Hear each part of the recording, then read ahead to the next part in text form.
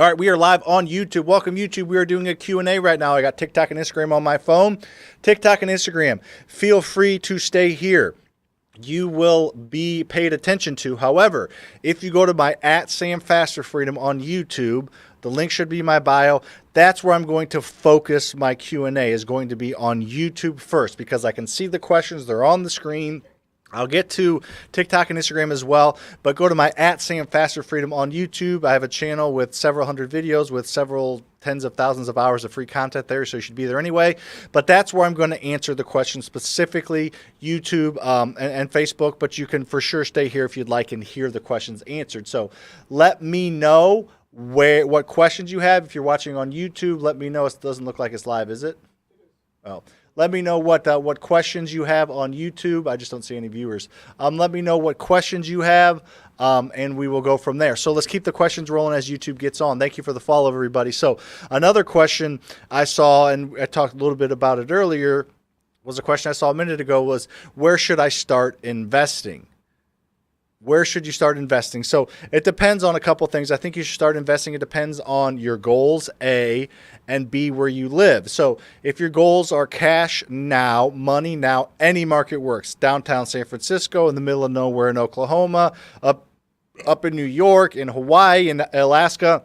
Wholesaling and fixing and flipping always work.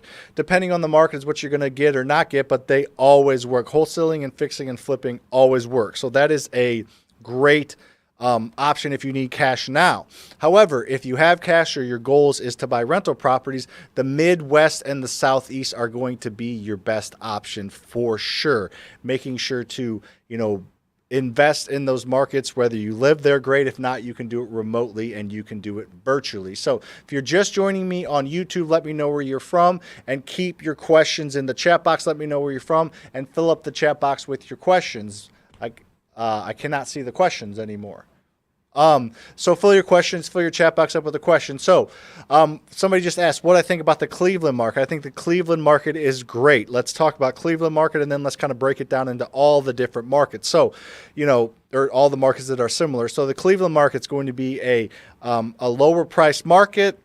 It's a working class city that has, houses are affordable, cost of living is not too bad. That's your sweet space for rentals. It's going to be your Midwest, your South. It's going to be, your Kentucky, your Missouri, your Indiana, your Ohio, your, maybe Pennsylvania, certain areas, your Carolinas, your Tennessees, your Texas to a certain degree, even maybe, Kansas and places like that. Every city and every state for sure has different nuances to it. However, a more affordable place that's got houses that are affordable, those are the best places to look when you're buying rental properties. Now, if you're wholesaling or fixing, flipping, like I mentioned earlier, you can do that anywhere, but I think Cleveland's a great market. Atlanta's an incredible market. Detroit's a great market. KC's a great market. Charlotte's a great market, all those places. So keep the questions coming, and if you ask a question, you have to give this video a darn like. We need our likes to fill up the box, the chat box. That's what she said. All right, so what's the number one way to get good deals? The number one way to get good deals is going to be wholesalers, wholesalers, wholesalers. Now, we're going to buy over 320 houses this year from a ton of different lead sources, but our number one lead source that is free, it only takes time and energy, is wholesalers. We're going to buy well over 75 houses this year just from wholesalers. Who are wholesalers and how do you find them? Wholesalers are people that their entire day is run by finding distressed properties. They find the deals. They do marketing direct to seller. They, negotiate the property. They run the comps. They look at the rehab budget. They hand you a deal on a platter. Now, does the deal make sense for you? Maybe, maybe not. Are they overanalyzing or underanalyzing? Maybe, maybe not. So you do have to do your due diligence, but they are handing you a deal. It's usually an email, a text. Here's my price. Here's the rehab budget. Here's the pictures. What's your offer? And you run your own offer, run your own numbers. So they do everything for you. They get paid on the sale. They get it at X and they mark it up. And as long as their marked up price is somewhere that makes sense for you when you run your own numbers, who cares if they made $5 grand or $50 grand? I'd prefer a wholesaler make $50 $3,000 on me. As long as my number works, then make $5,000, because that means he's going to make more money. She's going to make more money. They're going to put more money in a marketing budget. They're going to come across more deals. They're going to come back to me on the next one they get. You want them to make as much money as possible, as long as it makes sense to you and your numbers make sense. So wholesalers are your number 1, 2, and 3 option, especially if you're looking to buy 10 or less in a year. Just spend some time networking. You're going to find them at your local meetups, your local Facebook groups, your bandit signs. Google them. Wholesalers are out and about, even in today's market, especially the good ones are still very, very active. So that is the number 1 lead source. So I keep the questions coming if I don't get all of them. A great question. I'm from Montreal, Canada. Can I adopt your methods here? Yes. I have several students in my mentorship in Canada. Just DM me on Instagram. I can send you a link to the free training that talks about the mentorship. I can have you connect with actual Canadian students so you can hear it from their mouths with the A, Canada. You can hear it from their mouth, not just from mine. I can connect you with local students in Canada so that are crushing it, and you can hear it from them. So yes, this works in Canada. The rules are slightly different. A few different nuances that I'm not 100% familiar with, but the concepts, the work, the effort, the connections are all work in Canada. So let me know where you're from in the chat box if you haven't. 14-year-old been watching your videos. Advice if you're 14, so if you're under 18 or you're just don't have a job or don't have a credit, my suggestion would be getting around other people, going to your local meetups and Facebook groups. If you're under 14, you can partner with somebody to wholesale, an older sibling or parent, or you can just bird dog, which would be finding deals for experienced investors and selling them the deal if they get it. Keep the questions coming. Boston market, great market, not for the BRRRR method, but it's a great wholesale and fix and flip market. You get crazy appreciation.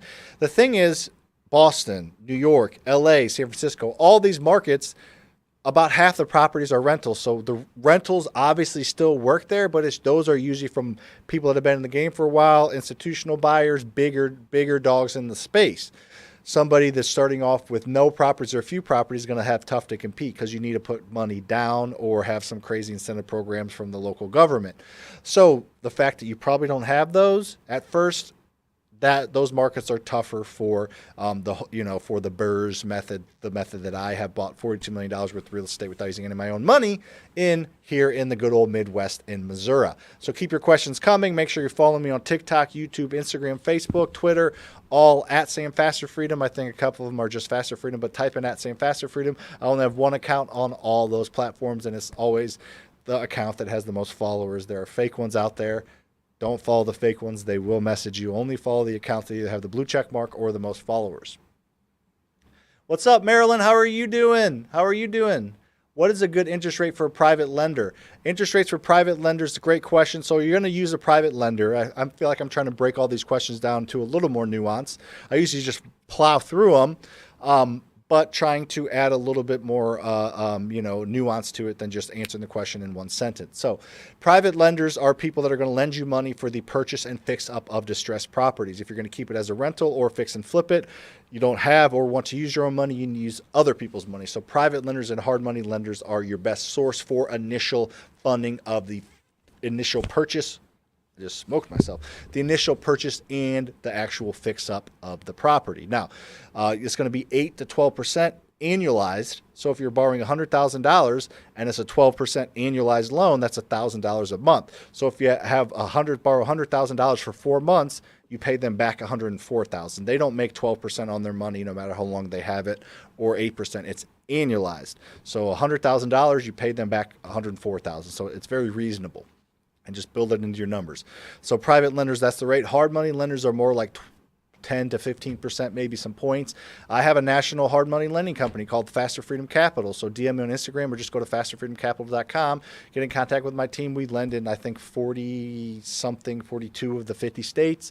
Very reasonable terms. You do have to come out of pocket a little bit via a private lender or line of credit or your own money, but we'll lend up to 85% of your deal. So that's an option as well. But look local for sure, and always look private lenders. So those are great questions. So keep the questions coming. Whatever questions you have, keep them going. For sure. I got my glasses on, but it's tough to read TikTok and Instagram. As I said, stay there, but YouTube is the place to go. So re-highlight that one that you had highlighted a second ago.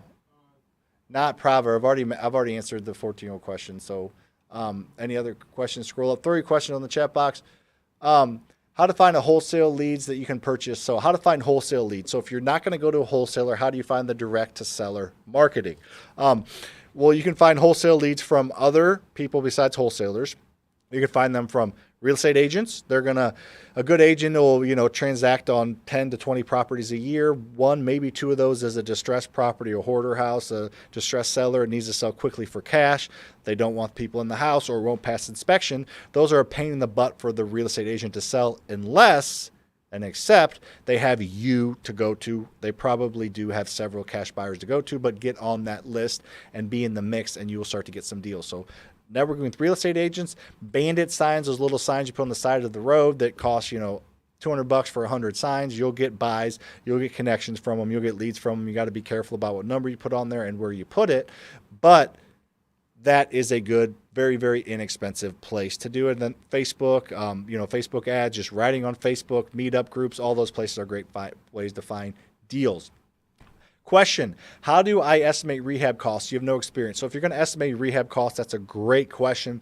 There's a couple different things you can do. I have a YouTube video that talks about, if it's in this condition, about this much per square foot, if it's in this condition, about this much per square foot, if it's this condition, about this much per square foot. Now, that's market dependent, and the rates have gone up, and labor's gone up, and markets have gone up, and materials have gone up. So it just take it for what it's worth. But there's that. But then also talking to other experienced real estate investors, most likely one that you get to know will walk the deal with you. They'll give you their opinion. Getting involved in some type of mentorship. I have a mentorship that has over 800 students and almost 200 million in real estate owned in the group, and there's weekly calls and we break down deals with you. So getting somebody else's help, either free or paid, to walk you through a deal. But then the main thing is just having contingency in your contract, and getting 3 bids on everything will be key. Could we still possibly plan on 20% dip in the market and continue to over-evaluate leverage out? So kind of talking about the market dipping and how it's fluctuating and everything. So yes and no. So it's not going to dip 20% in most markets. A few markets it probably will, but you have to take it into perspective. It spiked so quickly, we'll talk about interest rates in a second, that a year ago, houses are still worth more than they're worth today, even with a dip. So let's say we do get a 10% dip. You are still probably 5 to 10% more valuable than houses were a year ago. So the point is, it was a quick spike. Even if we get a quick spike down, it's a short-term up and a short-term down. So not that many people are transacting in the high up and the high down. As long as you're holding it for the long term, real estate's still going to go up. It's not like '08 where it was a gradual rise up and then a huge fall down. So this is a controlled slowdown. It's gonna slow down. The Fed's gonna raise rates until it slows down. They're not stopping raising rates, and the market's already starting to slow down. So we're getting to the point of we're getting pretty close to slowing down on interest rate raises. I'm pretty confident. What type of property should I buy first? A condo, flex, family home? I think that really depends. Great questions. Great question. And DM me, I can give you a little more nuance into that. But yeah, I think I have some videos that can help you on there. But the place that you're going to want to go is you're going to want to kind of think about, what do you really want out of it? If a house hack would be great, buying a duplex, living in one side, renting out the other. If you're just going to wholesale it or fix and flip it, I would probably go single family. Condo's not a bad for rental property because exterior maintenance is taken care of usually. So it kind of depends on what you're wanting to do. What I would do is I would find good deals. Do whatever you can to find good deals. If it happens to be a single family, great. If it's a duplex, fine. If it's a condo, fine. Just find good deals and you can come up with a good exit strategy. What's your rule of thumb for managing properties from afar? You have, so rule of thumb when you're managing properties from afar is having a property management company in the city that you're investing in or owning rental properties in would be my initial opinion on that. Make sure that you have somebody, boots on the ground there, some type of management company that you like or that you know or that you trust. Let them do it for you. And initially having boots on the ground to buy and to rehab is important as well. So if you live in one of the, California, Hawaii, New York's, but a lot of people that live there are transplants. You weren't born and raised there, so you probably have some connection in the Midwest or the South, and whatever that market is that you're going to buy rentals in, that's a good rental market. Pick one that somebody or know a few people. Something out there. So that's what I would do. What other questions we got? Real thumb. Awesome. Great. So No, we're good. Wrap it up. Thanks for being here. DM me on Instagram if you have any additional questions.